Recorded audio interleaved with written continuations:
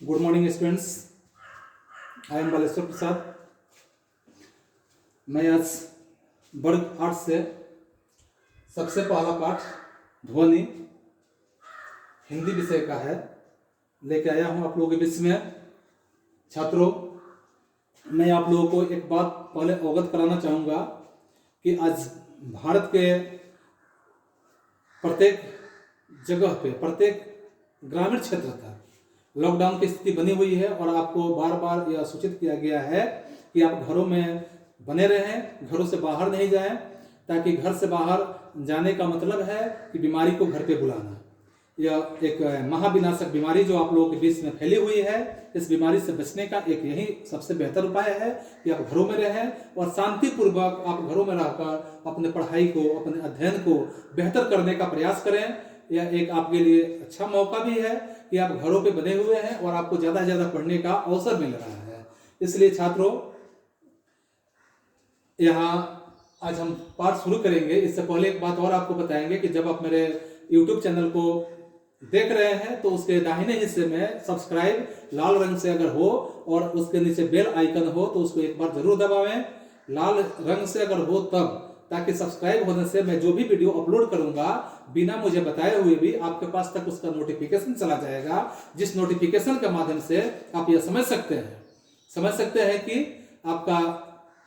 आपके लिए या आपके वर्ग का कोई वीडियो अपलोड हुआ है, आप उसे आसानी से घर बैठे हुए ऑनलाइन स्टडी कर सकते हैं। तो चलिए हम आज देखते हैं कि विषय हिंदी का वर्ग 8 का जो ध्वनि पाठ है, इसको लिखे हैं सूर्यकांत त्रिपाठी निराला जी। सूर्यकांत त्रिपाठी निराला जी इस ध्वनि के माध्यम से हम लोग के बीच में किस तरह का बात लेकर आए हैं, किस तरह की बातों को कहने का प्रयास कर रहे हैं। इन बातों को हम अपने मन में थोड़ा सा समझेंगे कि ध्वनि, पहले हम समझेंगे कि ध्वनि आखिर में क्या होता है। ध्वनि जिसको हम इंग्लिश में साउंड बोलते हैं, यानी आवाज। ध्वनि समझ रहे हैं? तो इसी आवाज के बारे में, इसी ध्वनि के बारे में कभी हम लोग के बीच में कुछ बातों को कह रहे हैं। इन बातों को ध्यानपूर्वक हम समझने का प्रयास करेंगे और जिसके पास पुस्तक है वो अपने पुस्तक को सामने रखेंगे, साथ में कुछ इसके महत्वपूर्ण अर्थ है, उस अर्थों को लिखने के लिए आप कॉपी और कलम साथ में रखें, ताकि आपको काफी सहूलियत भी होगी। और जिसके पास पुस्तक नहीं है वे इसे पॉज करके एक बार कविता को अपने उत्तर पुस्तिका पे नोट कर लेंगे, ताकि उनको याद करने में आसानी होगी। मैं आपको एक बात यह बताना चाहूंगा कि आप क्या करें कि जो भी आपके पाठ के कविता है, आपके वर्ग के कविता है, आप उस कविता को याद रखने का प्रयास करें। याद रखने से आपको कई लाभ होते हैं, कहीं भी बात करने में, भाषण देने में, किसी भी कार्यों को करने में, या आपके जो इसके प्रश्नावली दिए जाते हैं, इस प्रश्नावली को बनाने में आपको काफी सहूलियत होता है और आप एक अच्छे और तेज छात्र में गिने जाते हैं। इसलिए आप इसको याद करने का भी प्रयास करें। तो चलिए हम लोग पाठ शुरू करते हैं। कवि कह रहे हैं कि अभी न होगा मेरा अंत, अभी न होगा मेरा अंत। कवि कह रहे हैं ये आवाज के शब्दों में कि आवाज का शब्द है कि अभी न होगा मेरा अंत, अभी अभी ही तो आया है, अभी अभी ही तो आया है। जैसे आप समझ रहे हैं ना कि मेरी आवाजें आप तक जा रही है, आप मेरी आवाजों को सुन रहे हैं। क्या मेरी आवाजें समाप्त होने वाली है? या आवाज कभी समाप्त होने वाला नहीं है। तो अभी न होगा मेरा अंत, अभी अभी ही तो आया है। मेरी मन में मृदुल बसंत, अभी न होगा मेरा अंत, क्योंकि मेरे मन में तो अभी मृदुल बसंत आया हुआ है। मृदुल यानी कि कोमल बसंत। बसंत तो समझ रहे हैं ना, बसंत जो महीना होता है आपका, यानी कि ऋतुओं का राजा कहा जाता है बसंत का महीना।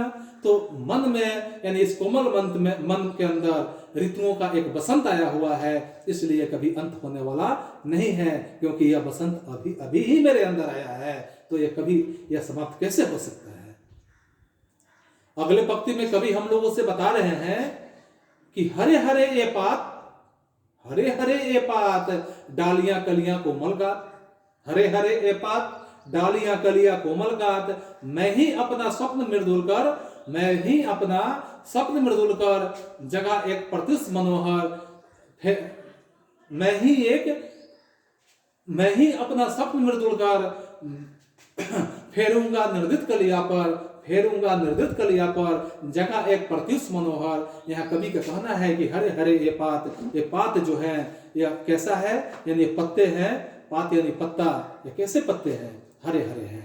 मैं ही अपना स्वप्न मृदुल का, अपने स्वप्न को, इस कोमल स्वप्न को मैं क्या करूंगा, फेरूंगा निंदित कलियों पर, इस कलियों पर मैं फेर दूंगा, वापस कर दूंगा। जगह एक प्रत्युष मनोहर, मेरे अंदर एक प्रत्युष मनोहर जगह है, मनोरम यानी खुशियां जगी है, इच्छाएं जगी है, इस तरह की खुशियां जगी है जो प्रत्युष है।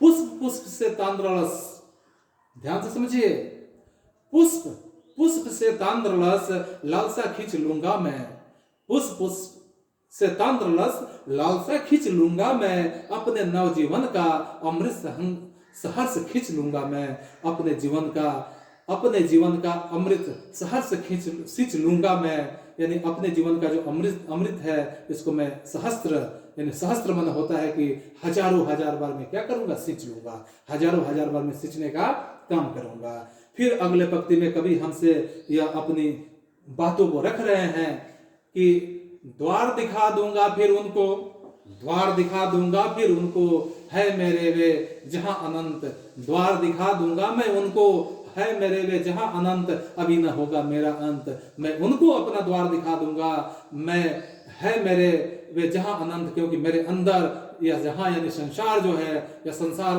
अनंत रूपी संसार में अभी मेरा अंत होने वाला नहीं है। इस तरह से सूर्यकांत त्रिपाठी निराला जी हम लोग के बीच में अपनी बातों को इस कविता के माध्यम से रख रहे हैं।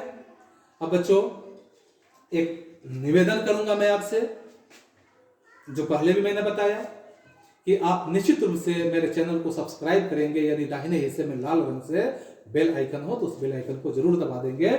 और इसके साथ कुछ कविता से है, आपका कविता से कुछ प्रश्न दिए गए हैं, इस प्रश्न का उत्तर आपको बनाने हैं।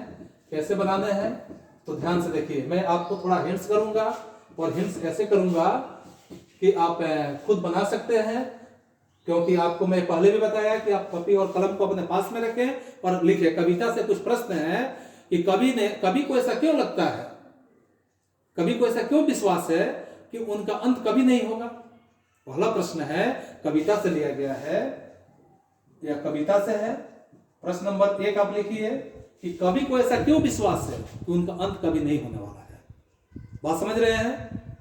यह भी समझ रहे हैं कि कवि को इसलिए विश्वास है क्योंकि कवि यह समझ रहे हैं कि अभी अभी तो मैं आया हूं, इस मृदुल मन को लेकर मैं आया हूं, मृदुल आवाज को लेकर आया हूं, तो अभी जब मैं आया हूं तो पूरी दुनिया में मुझे, अनंत विश्व में, अनंत दुनिया में मुझे अभी भ्रमण करना है, विचरण करना है, तो मेरा अंत कैसे होने वाला है? क्या हमारी आवाजें कभी रुक सकती है? जैसे आप जानते हैं विज्ञान के हिसाब से जब आप पढ़ते हैं तो कभी किसी की आवाजें समाप्त नहीं होती है। हर किसी की आवाजें जो होता है यह एक मंडल में जाकर क्या होता है, यह समाया हुआ रहता है। जब भी चाहा जाए तो किसी की आवाजें खोजी जा सकती है, किसी की आवाजें ढूंढी जा सकती है। जो विज्ञान में पढ़ेंगे इस बातों को, महात्मा गांधी कह गए बहुत बातों को, महात्मा गांधी जितने बातों को कह गए, किसी बड़े बड़े नेता लोग, बड़े बड़े हमारे जो देश के महान लोग हैं, महान विभूति हैं, उस महान विभूतियों द्वारा जो भी बातें कही गई है, किसी की बातें समाप्त नहीं हुई है, ना मेरी बातें समाप्त होने वाली है और ना आपकी बातें समाप्त होने वाली है। यह कभी किसी का अंत होने वाला नहीं है। जो भी जो बात कह के चला जाएगा, हर किसी की बातें इस दुनिया में घुसते रहेगी, ये दुनिया में चलते रहेगी। ठीक है, इसको आप लिख सकते हैं। दूसरा कवि का कहना, दूसरा प्रश्न है आपके कविता से ही कि फूलों का अनंत तथा विकसित करने के लिए, फूलों का अनंत तथा उसे विकसित करने के लिए कवि कौन कौन सा प्रयास करता है। कवि जो है किस तरह के प्रयास करते हैं कि फूलों का अनंत कैसे विकसित हो, इसके बारे में कवि जो है कौन कौन से प्रयास करने का कार्य करते हैं, ये आप लिख सकते हैं। इसके बाद आप देखिए तीसरा प्रश्न है कि कवि पुष्पों की तंद्रा और आलस्य को दूर हटाने के लिए, पुष्प की तंद्रा जो है, तंद्रा समझ रहे हैं ना कि निंद्रित अवस्था जो होता है, तंद्रा का मतलब क्या होता है कि निंद्रित अवस्था में होता है जब पुष्प, तो उसके तंद्रा को और उसके आलस्य को दूर, यानी आलस्य का मतलब क्या होता है कि सोया हो, तंद्रा का मतलब आलस्य की अवस्था में, सोया हुआ अवस्था में, और यहाँ पे आलस्य को दूर हटाने के लिए क्या करने की बात करते हैं और क्या करने की बात समझाते हैं। लिख सकते हैं आप, कविता से ही है। इसके बाद कविता से आगे बढ़ के कुछ बातों को समझिए। ये तो होगा कविता से। अब चलिए कविता से आगे अगर हम चलते हैं, कविता से आगे कुछ बातें हैं, तो कविता से आगे कौन सी बातें हैं, तो 1 नंबर बातें देखिए। कविता से आगे प्रश्न नंबर 1 है कि बसंत को ऋतुराज क्यों कहा जाता है। बसंत को ऋतुराज क्यों कहा जाता है, जो मैंने कविता में ही बताया।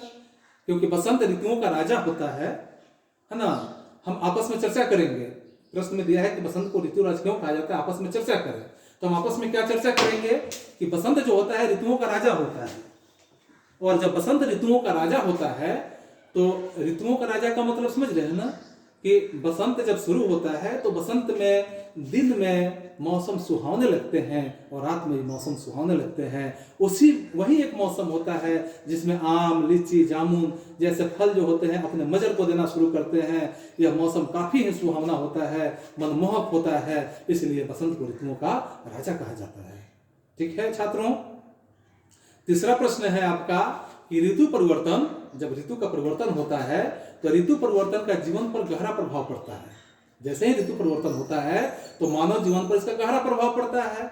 उस कथन की पुष्टि आप किन किन बातों से कर सकते हैं, यानी ऋतु परिवर्तन के समय में जो जीवन पर गहरा प्रभाव पड़ता है, इस कथन की पुष्टि आपको करने हैं कि इस कथन की पुष्टि आप किन किन बातों से कर सकते हैं कि क्या क्या प्रभाव पड़ता है।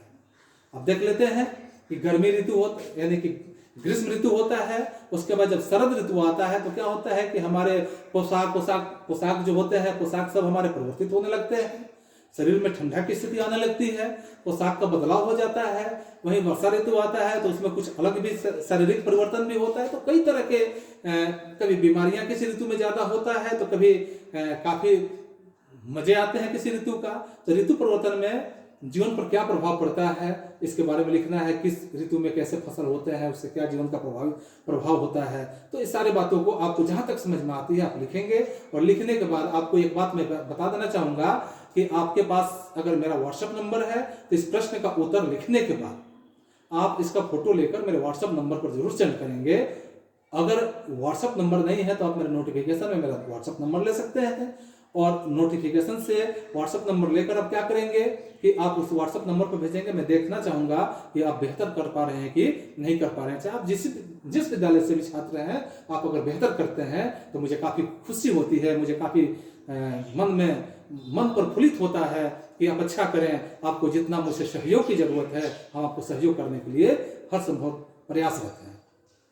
अब इसमें कुछ अनुमान और कल्पना करना है। अनुमान और कल्पना में जैसे आप देख रहे हैं कि कवि की निम्नलिखित पंक्तियां पढ़कर बताइए। जो कवि का पंक्ति था तो जितनी पंक्तियां थी उसको पढ़कर बताइए कि इसमें किन किन ऋतु का वर्णन किया गया है। निम्नलिखित पंक्तियां पढ़ के मैंने एक पंक्ति दिया गया है, इस पंक्ति को देखिए।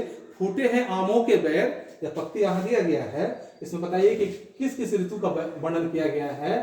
फूटे हैं आमों के बैर, फूटे हैं आमों के बौर,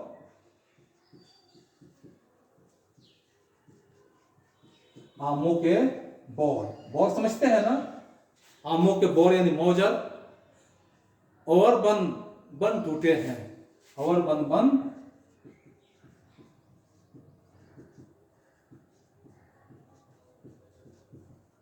और बन टूटे हैं। ठीक है, और बन टूटे हैं, भौर बन टूटे हैं। सॉरी, यहां आपका फूटे हैं आमों के बौर, भौर बन टूटे हैं। होली मची ठोर ठोर, होली मची कहां कहां, होली मची ठोर ठोर, होली मची ठोर ठोर। सभी बंधन छूटे हैं, सभी बंधन छूटे हैं। मतलब आप समझ रहे हैं ना, देख रहे हैं कि किस ऋतु का वर्णन किया गया है कि फूटे हैं आमों के मौजर कब फूटते हैं। भौर बन में भौर जो होते हैं क्या करते हैं, कब टूटते हैं। होली मची ठोर ठोर, जगह जगह पे होली कब मनाई जाती है।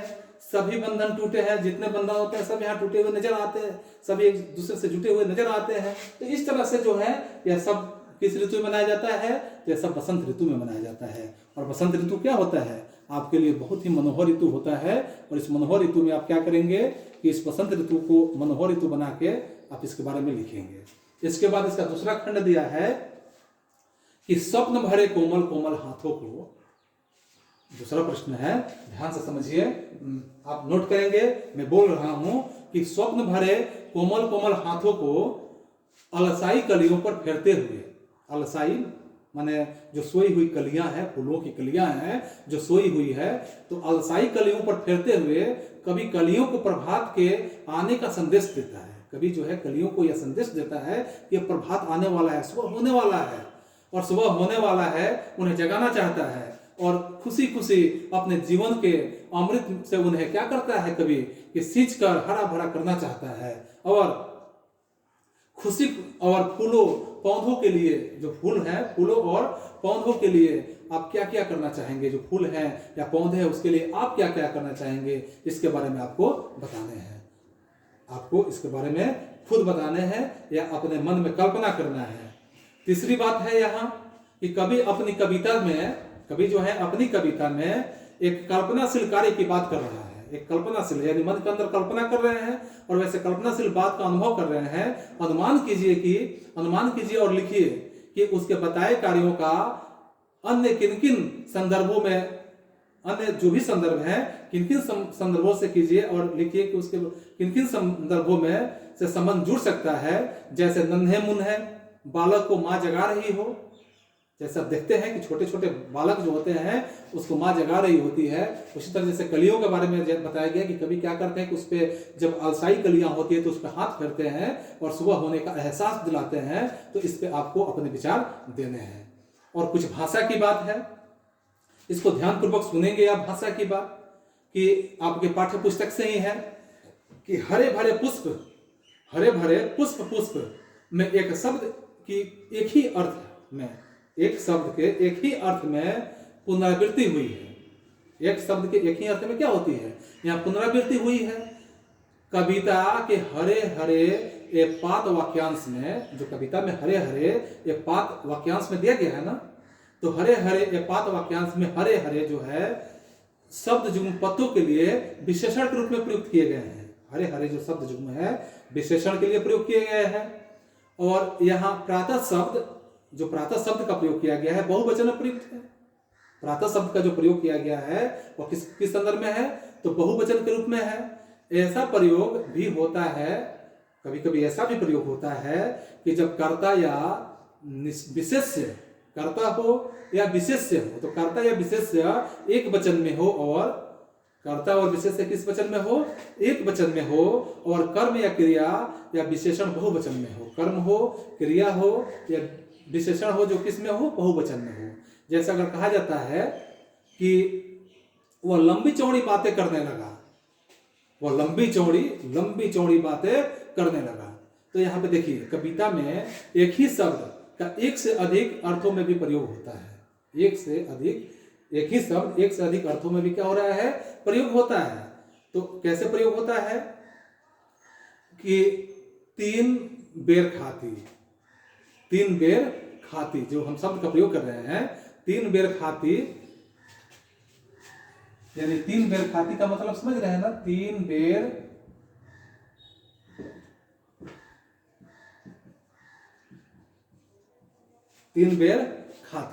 खाती ते बे 3, यानी कि ते बे 3, यानी 3 बेर खाती, 3 बेर समझते हैं ना,